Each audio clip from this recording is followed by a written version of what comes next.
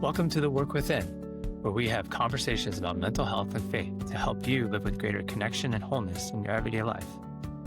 The Work Within is a podcast of the Watershed Initiative, supporting the mental health needs of the local church. Thanks for listening.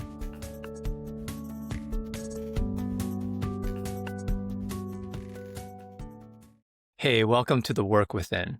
I'm your host, John Lin, and today I'm joined by our co-hosts, Laura Harrison and Paul McMullen. Welcome to the show, y'all.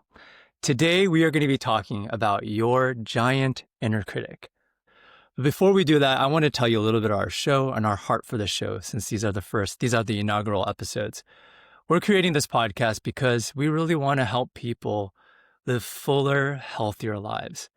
And we believe that there's insight from mental health, scripture and theology and faith that can help all of us live lives of greater connection and wholeness.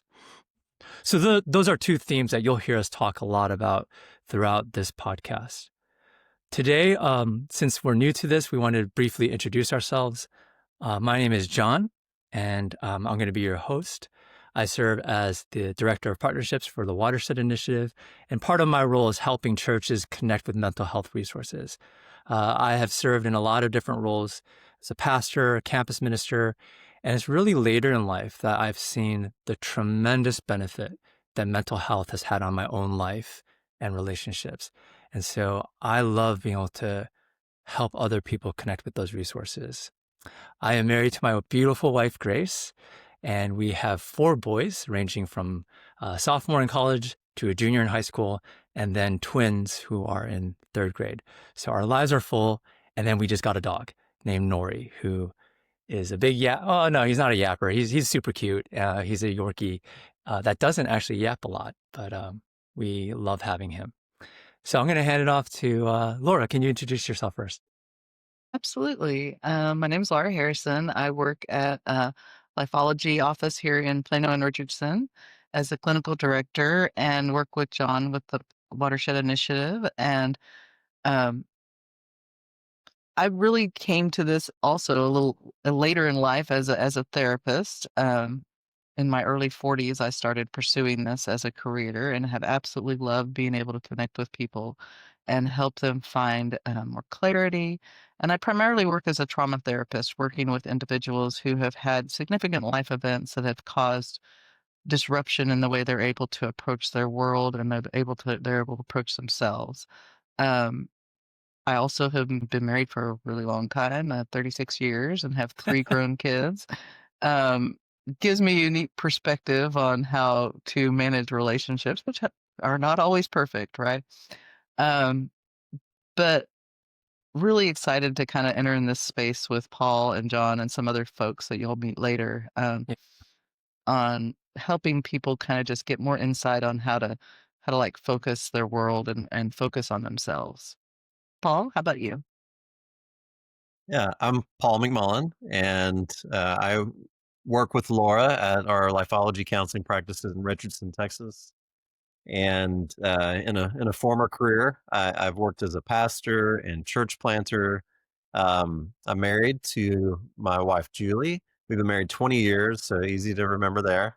And we've got 2 boys that are now in 9th and 7th grade. And when we were church planting in Canada, they were born there. So we joke they are Canadian citizens with Texas accents now. And Nice. so I love what I'm getting to do right now, working with individuals and couples. And I also love our work with Watershed, connecting with churches and helping them with counseling needs. I particularly love when I've gotten to take groups of church leaders through a group process and just giving them a space to be able to share about what it's like to be in ministry and the unique stresses that leaders face. So that's a passion of mine, and I love when I get to do that. Oh, that's great. Thanks, Paul. So today we're going to be talking about the inner critic that resides in each of us. And I want to share a little story. So Paul and Laura, this will be very relevant. Years ago, I was speaking in front of an audience. And in the middle of my speech, I literally fainted off the stage and fell face first to the ground. And the audience was shocked. I was shocked when I finally came to. and it was quite an ordeal. I was actually okay, and I was able to finish the talk, and it actually ended up being really impactful for some obvious reasons, maybe. But what was very interesting, and what I noticed in the ensuing really weeks and months, was I had this constant voice in my head that was like, John, I mean, it was a mean voice. It's like, how could you do that? How could you make a fool of yourself like that? What's wrong with you?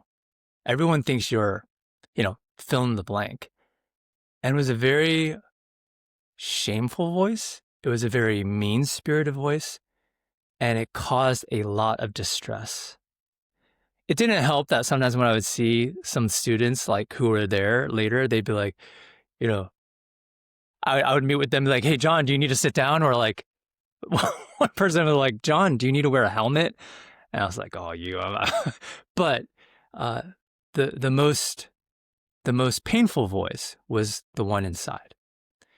And so I wonder, as we talk about this topic, what do you see? I mean, is this a common experience? Does everyone have an inner critic, this voice inside that is saying these things, or is that kind of unique to me? It's definitely not unique to you, John. And I know that just because I have a very strong critic that has shown up at feels like stronger at certain times of my life, but the types of things that I've said to myself in my own mind, I would never say to anybody else. I wouldn't say to certainly not to my family or friends or anybody else, and it can be extremely harsh. Even the types of words that I use are very harsh and uncharacteristic of the rest of my life. But whenever I get in certain moments, I can feel that voice say that to me. Even looking in the mirror, sometimes I could hear that voice come up. Yeah, Paul, as you were talking about that, I was thinking about how I often experience you as very kind and graceful and loving and and how soft you can be with other people. And when I hear you talk like that, it reminds me of like when sometimes those things slip and you say them out loud, the things you say in your head, oh, I can't believe I did that, or oh, I was such an idiot when I did that, right? Right. And you think about how when you hear your friends say that, you're like, no, you're not. You're not an idiot. But when you say it to yourself, you totally accept it and internalize it, right? And feel like it's absolutely true about you. And I think it's important to realize like this goes on with everybody. Everybody has an inner dialogue, and some people are more aware of it than others, but that it is pervasive and that it's something that you have to be aware of and really work to manage. Because, like you said, the things you say to yourself, you would never say to someone else. And to be aware that, like, being kind to yourself is one of the best things you can do for yourself. Hmm. You will definitely need to talk more about what that looks like to be kind to ourselves, because I totally agree. And that's been very transformative for me. And it's interesting, even as a Christian, as a follower of Jesus, we're taught to love our neighbors, ourselves, to love our enemies. And yet when it comes to being kind to ourselves, I think a lot of us really struggle. So we'll unpack that a little bit more. But I would love to maybe just talk a little bit first about what is the impact of that inner critic. On this show and this podcast, we will really want to, I think, like we said in the intro, help people live with more connection and more wholeness. And so, what is the impact of the inner critic on those things? I think what it really does is it impacts the way you're able to interact with others because of how you feel about yourself. And one of the things that's true is a lot of times that inner critic can be inwardly focused, where you're accusing yourself, and sometimes it can be outwardly focused, where you're accusing others. Like, they never treat me right. I always get disappointed. No one ever listens to me. Or I'm not important. I never show up how I should. Like, it can go either way, right? You can be overly critical about others, or you can be overly critical about yourself.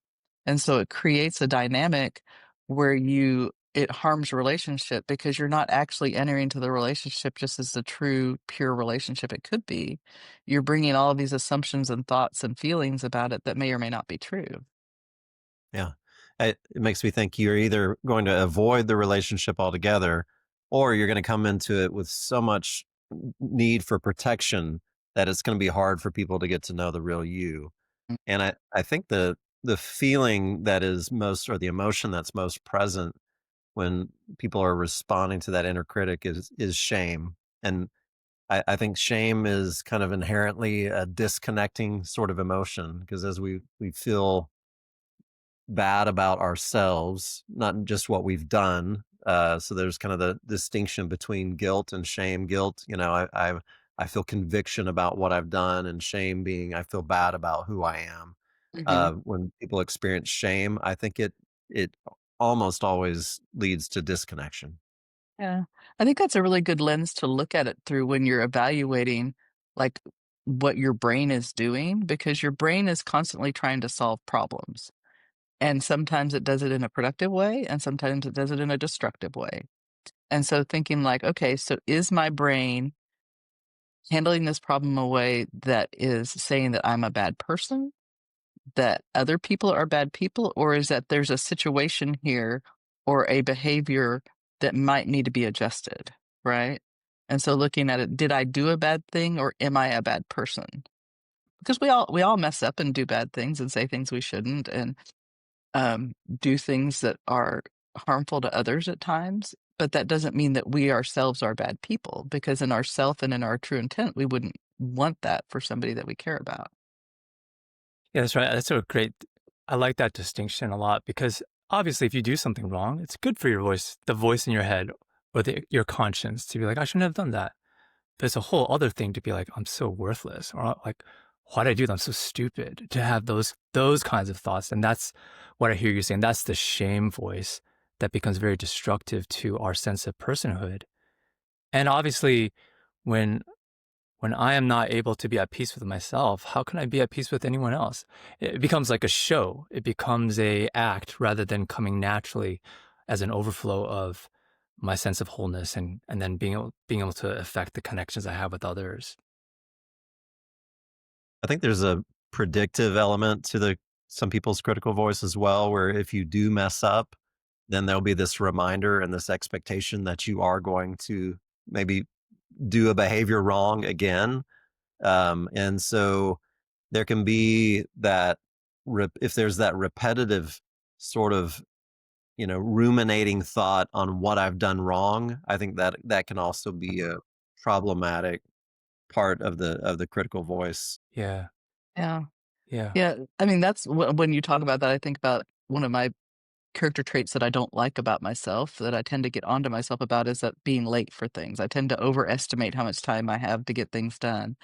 And so then I'll start as I'm running late, I'm like, "Well, you should have done better. Why did you lay in bed that long? Why did you stop and do that, make coffee? You could have just skipped coffee," or whatever, like, you're always, like, telling yourselves all these things you've done that you could have done better. But I've been working really hard to release that and notice when that happens and say, "Hey, you know what?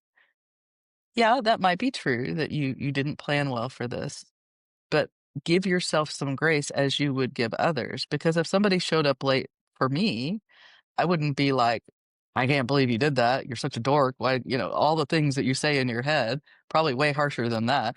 Um, so give yourself the grace you would give others. That's And right. I think that's really important.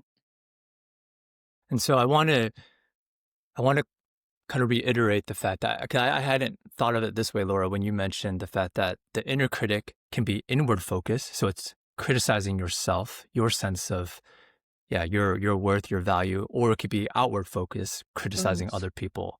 And I Yeah. imagine those kind of go hand in hand.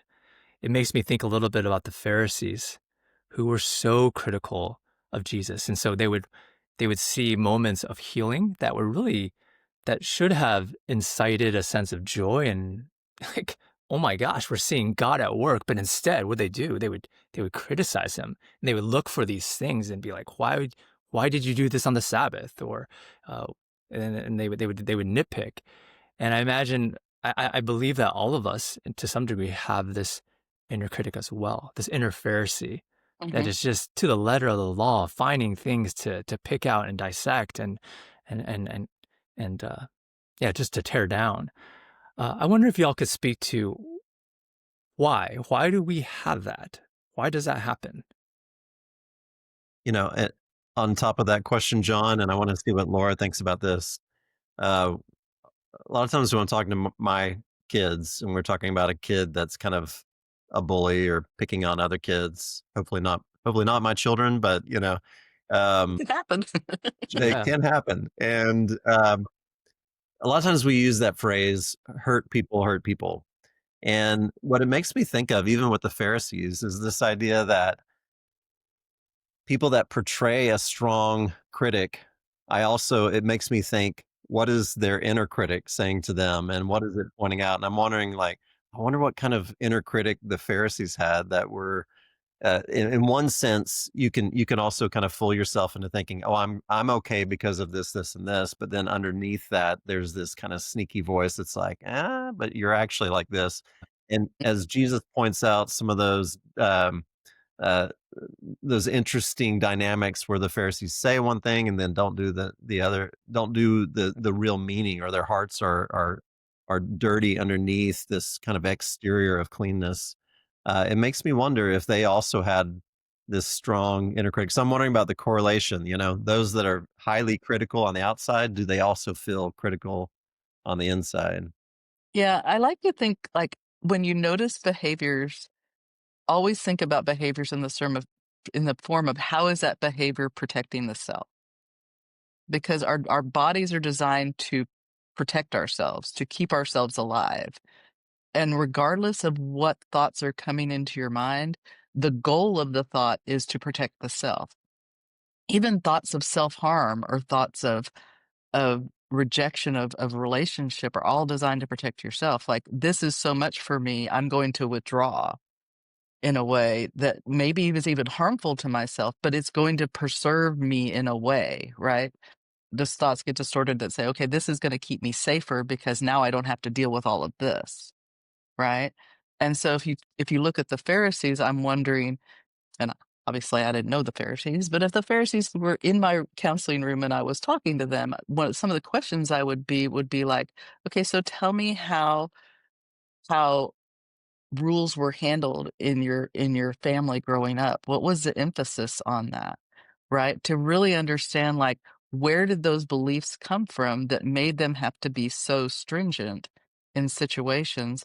Because what happened when they weren't, right? And thinking about when they stepped out of bounds, what was the punishment for them? How was that handled in their family of origin to make it so important for them to be on the letter of the law? Sometimes when I'm working with clients with their inner critic, I'll ask them, what does that voice sound like to you, or who does that voice sound like to you? And part of the understanding there is that the voice develops in a context. People are not spinning a wheel, a wheel of fortune wheel, and like, oh, okay, that's the inner voice I want to have.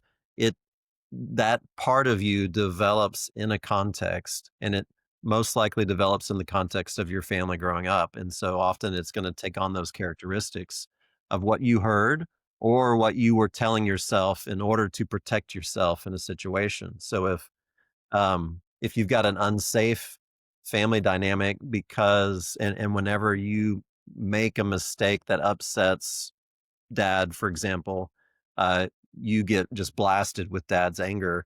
The inner voice might be like, "You idiot! Why did you do that again? Why were you loud again? Or why did you yell when you played your video game or whatever that upset dad?" And so it develops in this contextual situation. So to go back to that, I think can be really helpful for people to understand what's the origin of my inner critic. What does that voice sound like? Who does it sound like? Yeah, and I think that's important for people to understand their origin story when it relates to that, right?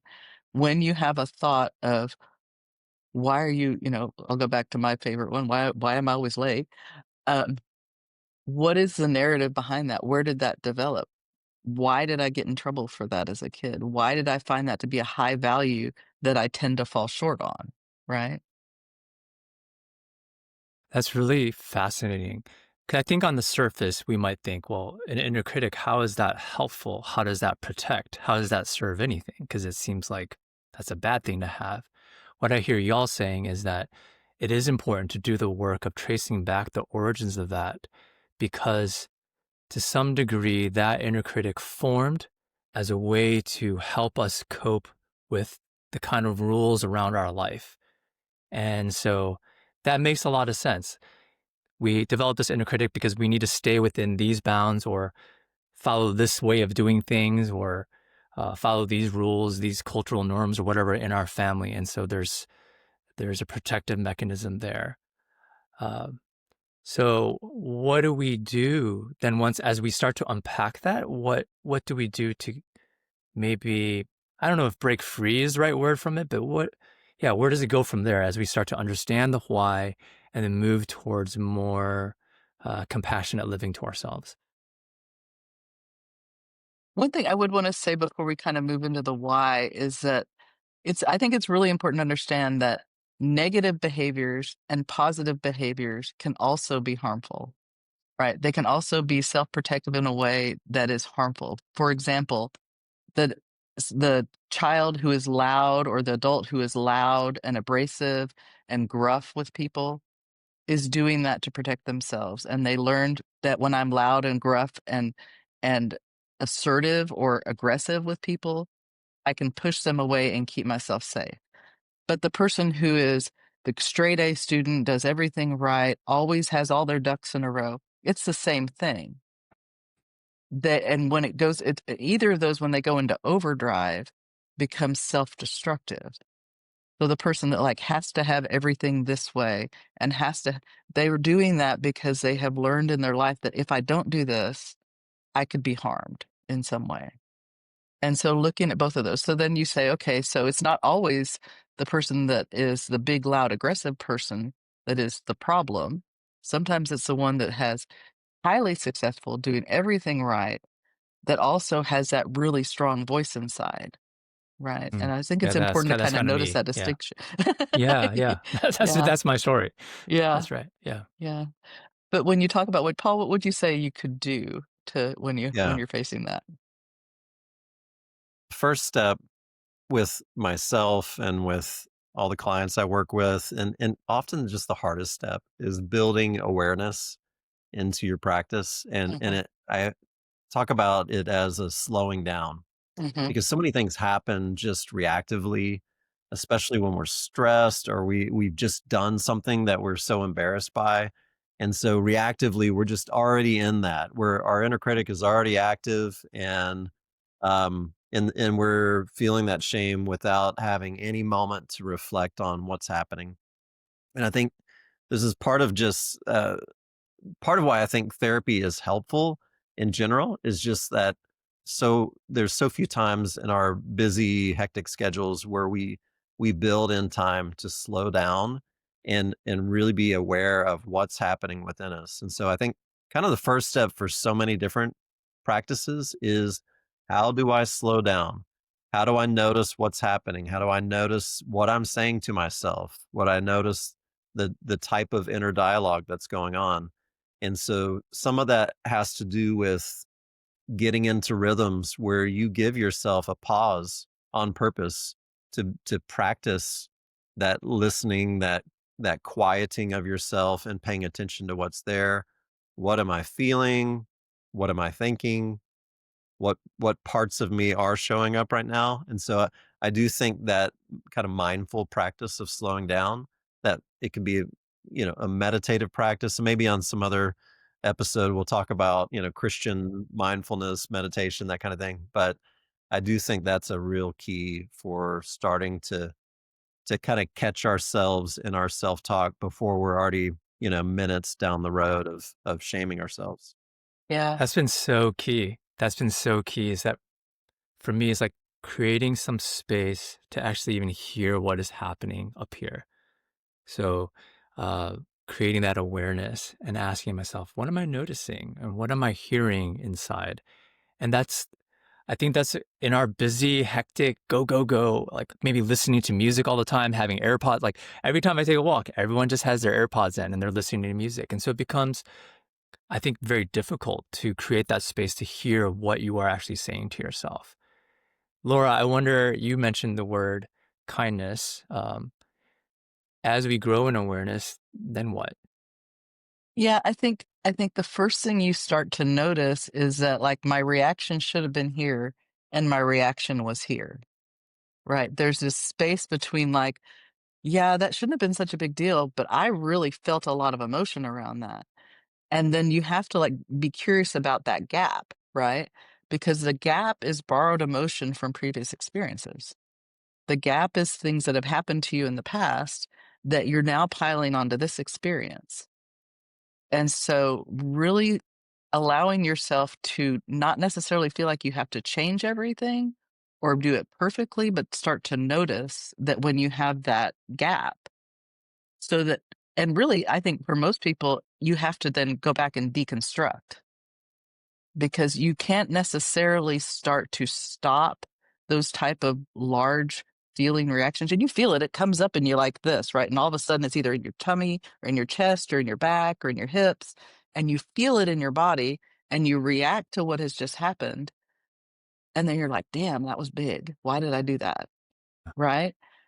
And so when you have that thought or you walk away and you're still carrying all this stress, first thing always is to breathe. And people forget that our best regulation method is just to stop and breathe.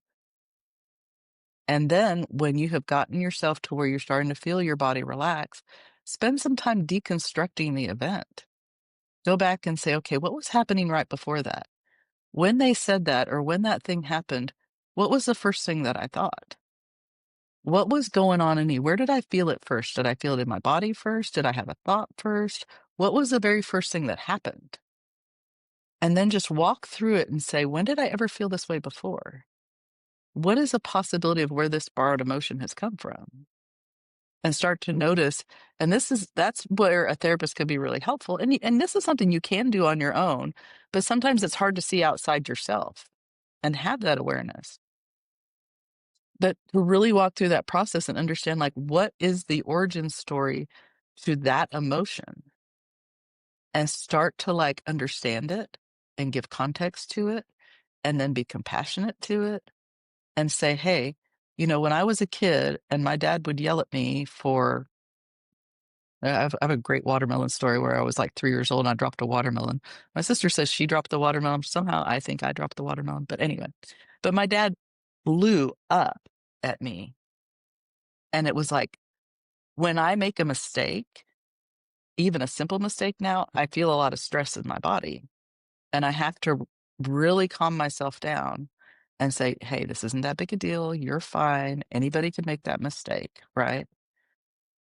But noticing how those emotions carry with you. And I think I was probably 3 or 4 at the time. And I still remember very distinctly, regardless who dropped the watermelon, there was a huge reaction. And that's important to notice too. My sister and I remember it totally differently. It doesn't really matter what the truth is. I carry the emotion from that event. Mm. And it comes up as a 56-year-old woman still now. Yeah. Yeah. I love how you invited us to get curious about that gap. Mm-hmm. And what I'm aware of is, in order to be curious, we need to be kind. Because if in that moment where I'm noticing that voice or something happens and I'm like, man, what's wrong with me? What I end up doing sometimes reflexively is getting mad at myself for having the negative thought, because I know, oh, that inner critic is not such a great thing. And that just keeps me stuck in this cycle. Versus if I can say to myself, okay, the inner critic is getting activated right now, and that's all right. I understand that's something I do, but I'm going to pause now. I'm going to get curious about why that's happening and extend some grace to myself. Then it's like all of a sudden I can get out of that crazy loop and do something, show up a little bit different. Yeah.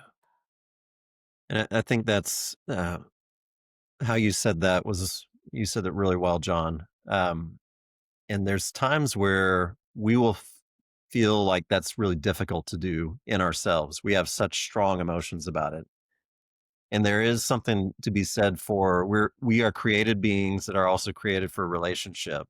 And so on the one hand, there's a chance for us to listen to God about ourselves and to say, how do you feel about me right now? And there can be different practices through scripture or prayer or listening.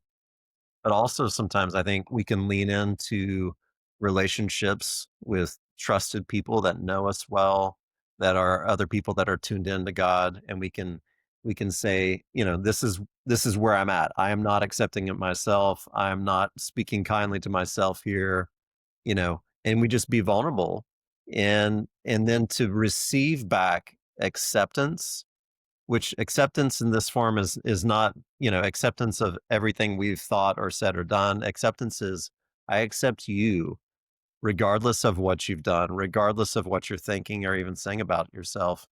I see you and I am for you, and I want to be in relationship, and no matter what you've done, I'm not leaving. It's not pushing me away. And so to receive that sort of acceptance from somebody else can be very healing for us, and it can kind of open a door to say, well, if this person that I know and love can see me this way, if God if God who knows everything I've ever thought and done can see me this way with grace, then maybe I can do that for myself. And it can unlock our ability to have grace with ourselves when we haven't been able to otherwise. So I do think that piece is really important, to be open to other people's acceptance and good toward us when we're having a hard time doing that for ourselves. Yeah. I I think love that that. the posture of curiosity is really important for yourself and for others, because you'll see that gap in other people. They will react to something hugely and you're like, whoa, what did I do? Instead of like coming at it with defensiveness or trying to explain yourself, try to step back from it and be curious about it. Wow, that doesn't align with your character and who I thought you were. Help me understand what just happened there. Yeah. Right? Because what we tend to do is jump on the roller coaster with them and ride it with them instead of allowing ourselves to give them the space that they need to regulate. Right? And I know Paul works with a lot of couples. We see this a lot with couples where it's like, well, she did this and you did this and she did this and you did this, and it goes back and forth and back and forth, and all that does is increase, one, the narrative that it happened before, it's happening again now, and it also just brings up the tension, right? So if anything you can do in conflict to reduce tension and withdraw is better, because how many times have you had a huge fight with somebody and you ended up going, hey, I totally agree with you? Never. That doesn't happen. You're not going to convince anybody into argument. You need to give people space to regulate and then try to have a conversation rather than an argument. Yeah. Well, y'all, I see that we are close to the end of our time this morning. I do want to say for everyone listening, hey, we all have an inner critic. Some of yours might be just huge and gargantuan. Others might be maybe more tamed. But wherever you may be in that, we want to invite you to just increase your awareness of that, to get curious about that, and to show kindness to that part of yourself. Because that is, I think, the path to increasing the connections that we have with one another, with God. I am really looking forward to unpacking more of these things over the course of our time together. And I suspect that these themes of awareness and showing acceptance and kindness are going to keep coming up over and over again. These are the basics of maybe Christian living and life, just living the kind of lives that God called us to live. And So slowing thank you down. all. Slowing Yeah, down. and slowing down. That's right. That's going to be a huge one. Yes. Yeah. So thank you, both of you, for the start of the show. And we look forward to more conversations in the future. Thanks for tuning in to The Work Within. We hope this show blessed you in some way. Please subscribe and leave us a review. Your support means a lot to us. Finally, if you're looking for a therapist, we'd love to help. Visit us at www.watershedinitiative.com to get started. For a limited time, new clients can receive 10% off their first 5 sessions of therapy by mentioning The Work Within. Join us again next time.